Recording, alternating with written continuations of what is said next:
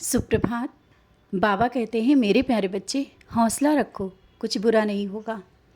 और जो भी चीज़ें तुम्हें दिख रही हैं ना, वैसा कुछ भी नहीं है। तुम्हारे काम को पूरा करने के लिए मैं बहुत लोगों की मन के विचारों को बदल रहा हूँ, बुद्धि बदल रहा हूँ। उनके विचारों को बदल के ही तुम्हारे कुछ कार्य करवा रहा हूँ।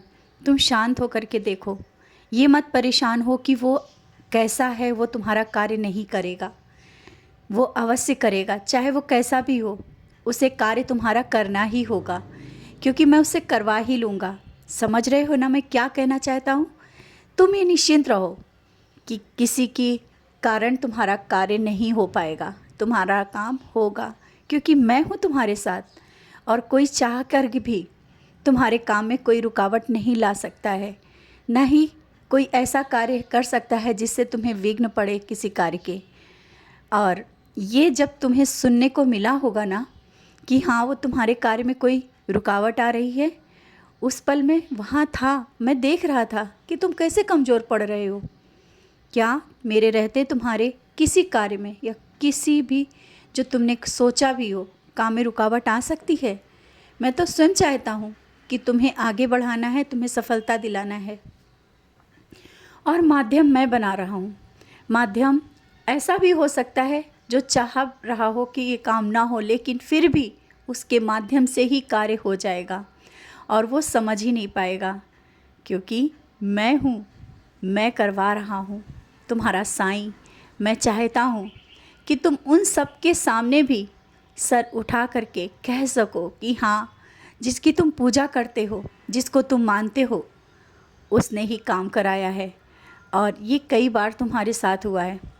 लोगों ने बहुत सी बातें सुनाई हैं तुम्हें कि तुम्हारे साथ गलत हो रहा है, बुरा हो रहा है, और तुम्हारे बाबा क्या कर रहे हैं उन्हें शायद समझ में नहीं आता है। लेकिन तुम तो समझते हो ना कि तुम्हारे बाबा कभी ऐसे नहीं बैठते हैं, और तुम्हारे जो आंसू हैं ना, ये व्यर्थ नहीं जाएंगे, ना ही जा रहे हैं। काम हो रहा है, उन्हें नहीं दिख रहा है, तुम्हें तो दिखना चाहिए ना। और कुछ ऐसे भी लोग तुम्हारे जीवन में आएंगे जो बहुत सी तुम्हारी बुराई भी करेंगे, तुम्हारे लिए बुरा भी सोचेंगे, लेकिन उनके बुरा सोचने और बुरा कहने से कुछ तुम्हारा कोई बुरा होगा ही नहीं। और उनकी जो बुराइयां हैं ना, तुम्हारे लिए सफलता बन जाएगी। जवाब मैं दे रहा हूँ और हर तरह से उनको जवाब मिल रहा है। आज वो सोच रहे हैं कि आज वो बहुत आगे हैं, तुम पीछे हो। कोई बात नहीं, शांत होकर के देख लो कौन आगे है और कौन पीछे है। तुम जिस तरह से सितारे की तरह चमक रहे हो, शायद वो चमक वो बर्दाश्त नहीं कर पा रहे हैं। इस कारण वो कह रहे हैं हाँ, कि तुम कुछ नहीं कर पा रहे हो। तुम्हारे अंदर वो ऊर्जा है कि हर एक के मन को शांत कर देते हो, सबकी परेशानियों को शांति से सुनते हो और उसका निर्णय भी दे देते हो, सबके लिए दुआएं करते हो, सबके लिए बहुत कुछ करना चाहते हो। परिवार के लिए भी तुमने बहुत से सपने सजोए हैं। तुम चाहते हो कि तुम्हारा परिवार हंसी खुशी से रहे, सारे जिसके जो सपने हैं वो तुम पूरे कर पाओ। अपनी क्षमता अनुसार सबके चेहरे पर हंसी भी लाने की पूरी कोशिश कर रहे हो।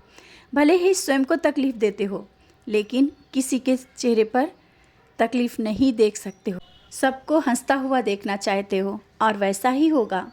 सबके चेहरे पर हंसी होगी, और तुमने जिसके लिए जो सोचा है ना, वो कार्य भी तुम उसके लिए कर पाओगे।